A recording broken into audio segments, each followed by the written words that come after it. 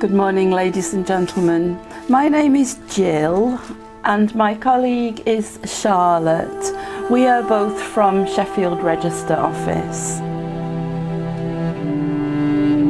This place in which we are now met has been duly sanctioned according to law for the celebration of marriages. And as you know, of course, we're all here today to witness the marriage of Matthew John Bloor to Rachel Louise Fisher. And on their behalf, thank you everyone for joining them here today to celebrate the start of their new life together, and hopefully for a day that you will all always remember. However, before the ceremony begins, I am required to ask that if any person present knows of any lawful impediment to this marriage, that they declare that now.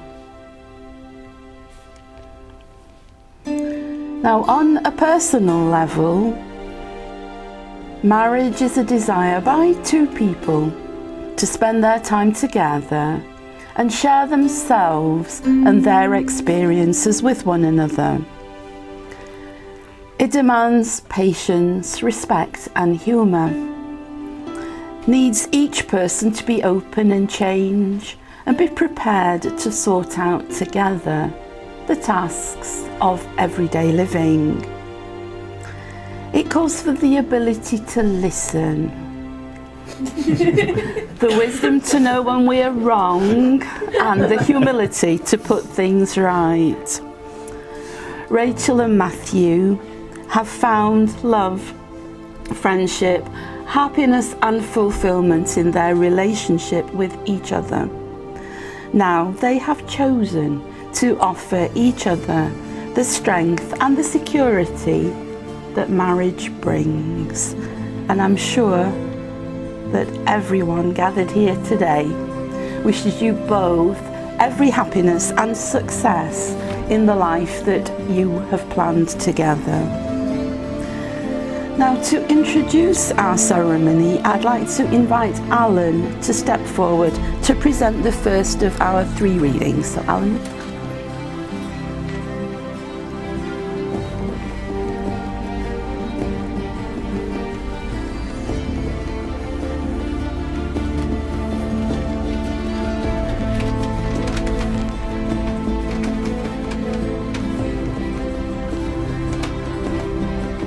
Happiness in marriage is not something that just happens. A good marriage must be created. In marriage, the little things are the big things. It has never been too old to hold hands. You should remember to say I love you at least once a day. It's never going to sleep angry. It is at no time taking each other for granted. The courtship should not end with the honeymoon, it should continue through all the years. It is having a mutual sense of values and common objectives. It is standing together facing the world. It's forming a cycle of love that gathers in the whole family. It is doing things for each other, not in the attitude of duty or sacrifice, but in the spirit of joy. It is speaking words of appreciation and demonstrating gratitude in thoughtful ways. It is not looking for perfection in each other. It is cultivating flexibility, patience, understanding and a sense of humour. It is having the capacity to forgive and forget. It is giving each other an atmosphere in which each can grow. It is having a common search for the good and the beautiful.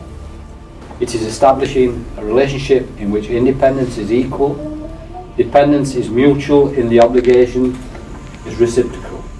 It is not only marrying the right partner, it is being the right partner.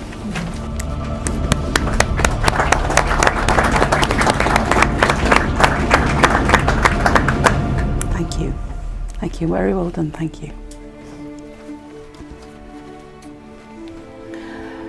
Rachel and Matthew, before you were joined together in matrimony, it is my duty to remind you both of the solemn and binding character of the vows that you are about to make. According to the law of this country, marriage is the union of two people, voluntarily entered into for life and to the exclusion of all others. Now, first of all, I need to ask each of you to make a declaration before all your witnesses that you are lawfully free to marry each other. So it's quite a straightforward question, and I'll ask you first, Matthew, if I may. Are you, Matthew John Bloor, free lawfully to marry Rachel Louise Fisher? I am. And are you, Rachel Louise Fisher, free lawfully to marry Matthew John Bloor? I am. Thank you. David, could you possibly take Rachel's flowers for us, please? Would you just turn slightly to face each other and hold hands? A couple more very easy questions for each of you. Matthew first again. Matthew, do you take Rachel to be your wife and share your life with her? I do. Do you promise to love and respect her, comfort and care for her at all times? I do. And Rachel, do you take Matthew to be your husband and share your life with him? I do. Do you promise to love and respect him, comfort and care for him at all times? I do. Thank you. May I now invite Hazel to step forward to present our second reading. If you live to be 100, I want to live to be 100 minus 1 day. So I never have to live without you. If ever there is tomorrow when we're not together, there is something you must always remember. You are braver than you believe, stronger than you seem, and smarter than you think. But the most important thing is, even if we are apart, I will always be with you. Oh, thank you. Thank you, Hazel. That was lovely. Well done there. Thank you very much indeed for that. Thank you. We now come to the part of the ceremony where Rachel and Matthew will pledge themselves to each other in their contract of marriage and will say to each other the words that will legally join them.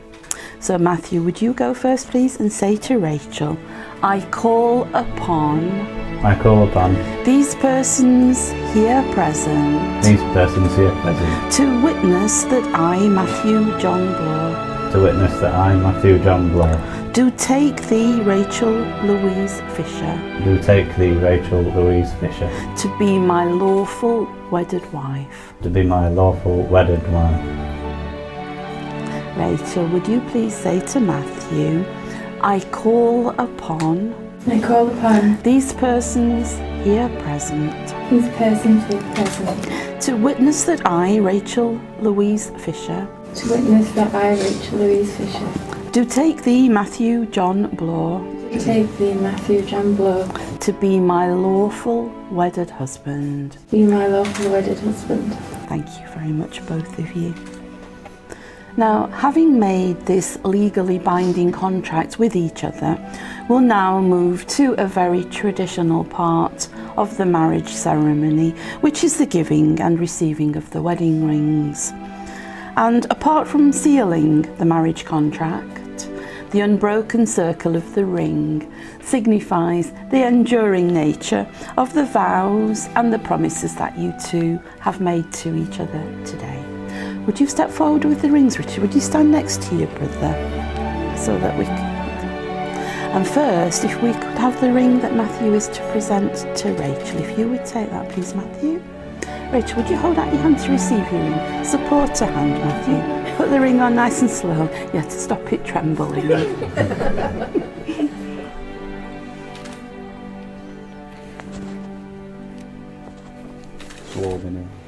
It is. And then would you please hold the ring in place? Say to Rachel, I give you this ring. I give you this ring. As a sign of our marriage. As a sign of our marriage. And a lasting reminder. And a lasting reminder. Of the promises made today. Of the promises we made today. Thank you, that's great, Matthew. May we have the other ring, please, Richard? Thank you, you can sit down there. Again, hold out your hand to receive your ring, Matthew. Put the ring on nice and slowly, Rachel. And hold it there in place. Say to Matthew, I give you this ring. I give you this ring. As a sign of our marriage. As a sign of our marriage. And a lasting reminder. And a lasting reminder. Of the promises made today. Of the promises. Of the promises made today. That's lovely, thank you both of you, thank you. So our third reading is to be presented by Mandy. Thank you.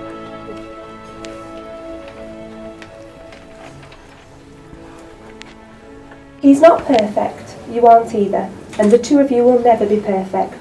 But if he can make you laugh at least once, causes you to think twice, and if he admits to being human and making mistakes, hold on to him and give him the most you can. He isn't going to quote poetry, he's not thinking about you every moment, but he will give you a part of him that he knows you could break. Don't hurt him, don't change him, and don't expect for more than he can give. Don't analyse. Smile when he makes you happy. Yell when he makes you mad, and miss him when he's not there. Love hard when there is love to be had, because perfect guys don't exist, but there's always one guy that is perfect for you.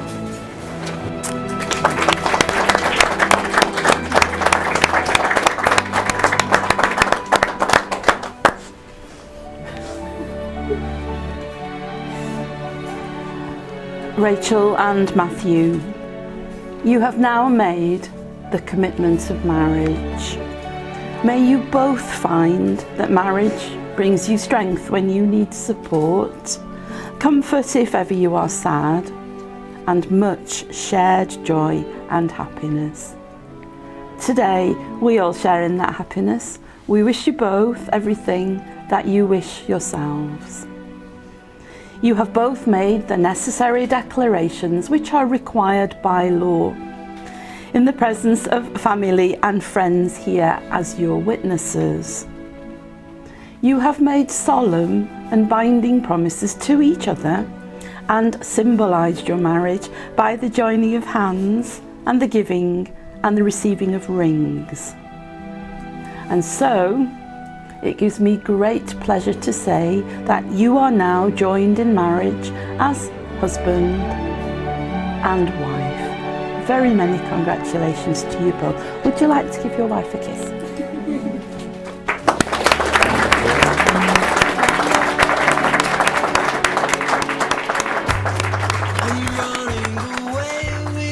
Thank you very much. I was told I got to make a speech, but I haven't prepared anything. So all I can do is just wing it a little bit. But it's Matthew and Rachel's day today, and Matthew, like all the other sons, have all been sons to be proud of. But he's been the most infuriating of the lot, because his music ability is amazing. but he works hard at it, and that's what Matthew does. He works hard at everything he does, which is hence the drive. You know, so all I can do is welcome Rachel into the family. Thank you very much.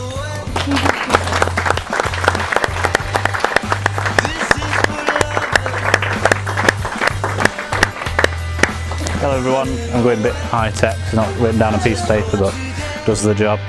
So I'd just like to start by thanking my dad for his lovely speech. Short and sweet, but he's always had a way with words, and today's no exception. Looking around at everyone, it's great to be reminded what like a lovely bunch of family and friends that we have. You know, it's great to see everyone together for us on today. So thanks for everyone for being with us, and thank you for cards and gifts. I'm sure they've made their way somewhere in a minute, but we'll make us around to them eventually. I'd like to say a very special thank you to Rachel's family and mine. They've supported us so much in making today happen, and of course we wouldn't be here today without them. But it's more than that. I think you'll agree that both have done a fine job of helping us get into this point in our lives, despite all the ups and downs and challenges along the way. And looking back on growing up, I'm so grateful for the upbringing my mum and dad gave me. I couldn't have ever asked for better parents. They've given such a shining example of marriage and never ever giving up, even through the toughest of times. They have shown me through all the years of my life what it means to be husband and wife.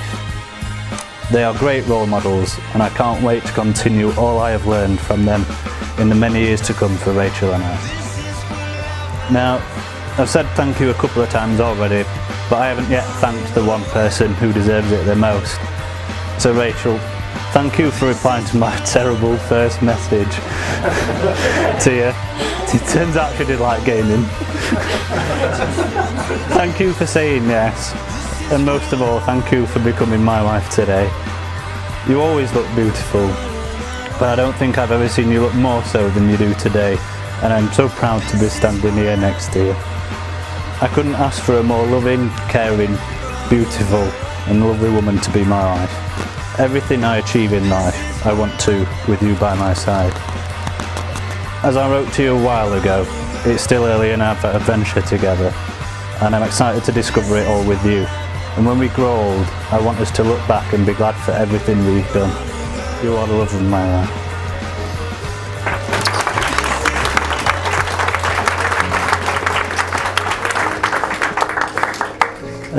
Next, a thank you to my best man, my brother Richard. Despite my flapping about getting the stag do organised, he's been a great best man and delivered nevertheless.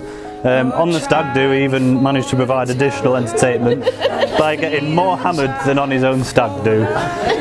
So hammered, in fact, to the point where he could barely stand and was a near dead weight, and we had to take him home. It was embarrassing, no doubt, and I'm sure he won't live it down for a while, but he's probably thinking I'd rather be him once he lets his speech rip, so we'll soon see. Finally, I'd like to say thank you to Rachel's maid of honour, Catherine. As well as looking fantastic today, I think we can all agree, she's been so good stepping up to support Rachel this week, keeping her from having a near meltdown and helping make this day special for her. Your support's been so great, and thank you so much. So I'd like everyone to join me in raising a toast to the maid of honour, Catherine. To Catherine. As Matthew's just introduced me, for those of you that don't know me, my name's Richard. I'm one of Matthew's older brothers. This is actually the third occasion that I've given a best man speech. Not for Matthew though, I'll just clarify that, despite the confusion at the front door. I want to start by thanking Rachel and Matthew for giving me the honour and the pleasure of being their best man.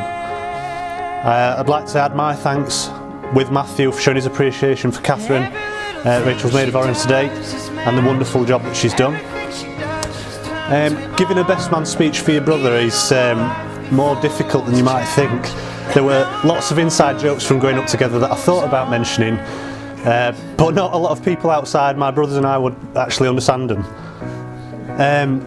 It's a bit surreal seeing Matthew get married today. I still very clearly remember in his younger days where he was sporting very long sort of blonde curly hair, We're talking, you know, borderline Goldilocks territory with this hair. One of the kids that David, our oldest brother, played with on the street once came round to our house and uttered what are now fabled words in our family about Matthew of, "Oh, isn't she nice?"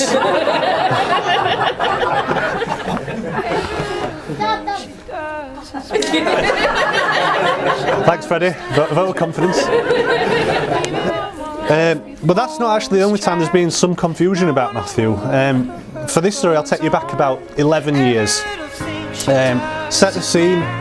My girlfriend and going to be future wife Mandy, brother David again, and myself are starting a big night out in the hub of nightlife that is Rotherham. We're gracing the finest establishment in the town in the Lytton Tree, or what was then known as the Lytton Tree. We're having a few drinks. A group catches our attention at the other side of the bar. There's a sizable group of girls in their late teens hanging on the every word of somebody that we can't quite make out. Big Brother and Footballers' Wives were still popular on TV at the time. We're thinking maybe someone from one of those has snuck in, or somebody good looking at least. You can imagine our surprise when this bunch of giggling girls parts and we see Matthew sat at the centre of attention. They're lapping it up, and the best thing is about this was Matthew was absolutely oblivious that all those hair flicks and fluttering eyelashes were in his direction, whilst his mates were just stood on the periphery.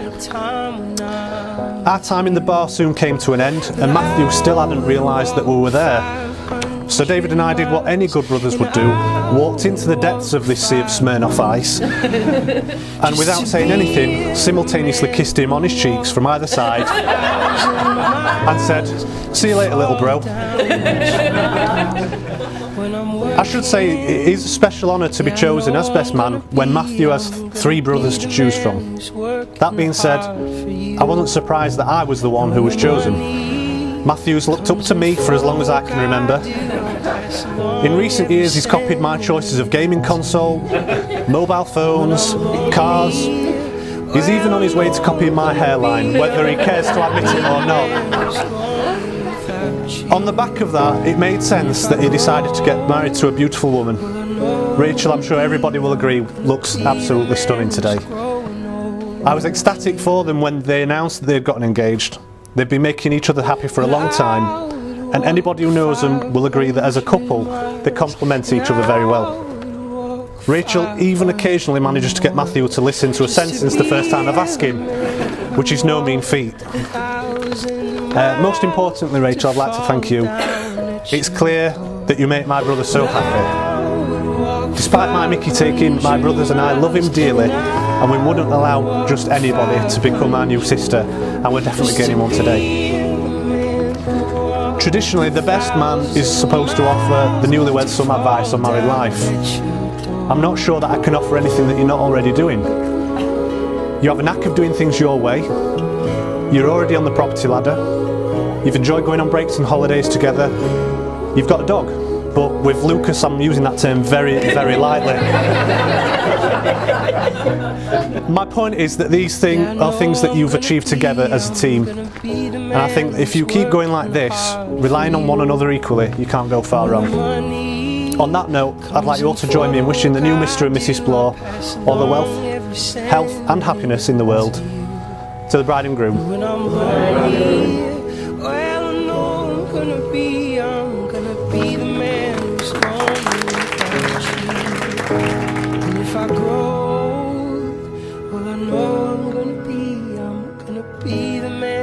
Growing old with you,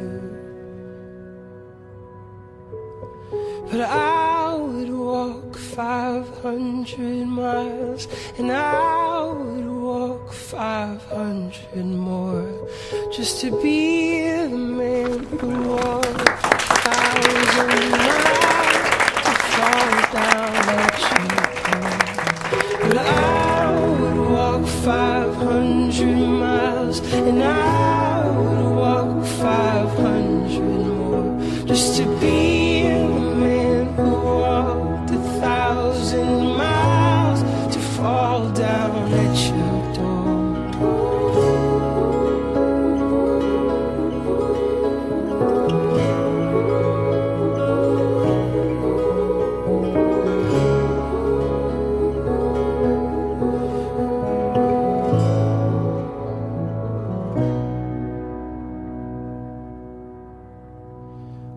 wake up, well, I hope I'm gonna be the man who's waking up to you. And when I'm dreaming, well, I know I'm gonna dream about the time I had with you.